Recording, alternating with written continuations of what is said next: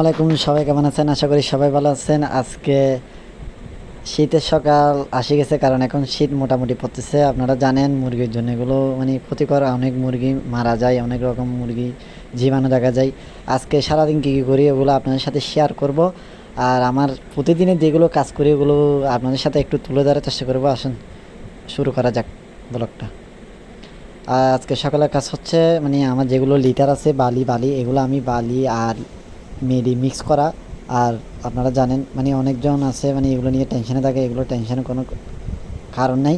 কারণ আমারগুলো আমি রোদ মনে করেন মোটামুটি ভিতরে রোদ পড়ে না, তো রোদ পড়ে না আমার এখানে, ভিতরে পড়ে না, এখানে বাইরে পড়ে রোদ।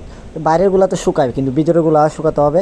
ওই জন্য আমি যেগুলো এক সপ্তাহ পর পর এই কাজগুলো করে থাকি, কারণ এগুলো আমি বালুগুলো নিয়ে আমাদের মাঠে আমি শুকাই দিই, কারণ এগুলো শুকানো অনেক প্রয়োজন। কারণ মুরগি এখানে পায়খানা করে, তারপর বিভিন্ন রোগ জীবাণু হয়ে থাকে। গ্যাস হয়ে গেলে মুরগি থেকে অনেক রোগ জীবাণু হয়ে যায়। সেই জন্য আমি এগুলো এক সপ্তাহ পর পর রোদের মধ্যে শুকাই।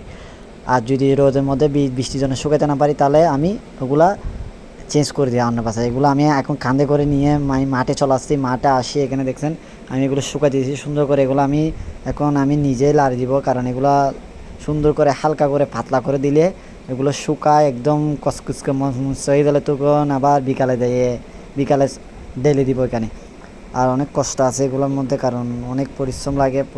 যত বেশি পরিশ্রম অত বেশি সফলতা আল্লাহ যদি নসিবে রাখে। আর শীতকালে ঢুকতে না ঢুকতে দেখছেন মুরগিরা সবগুলো পাক ছেড়ে দিচ্ছে, জীবাণু করতেছে।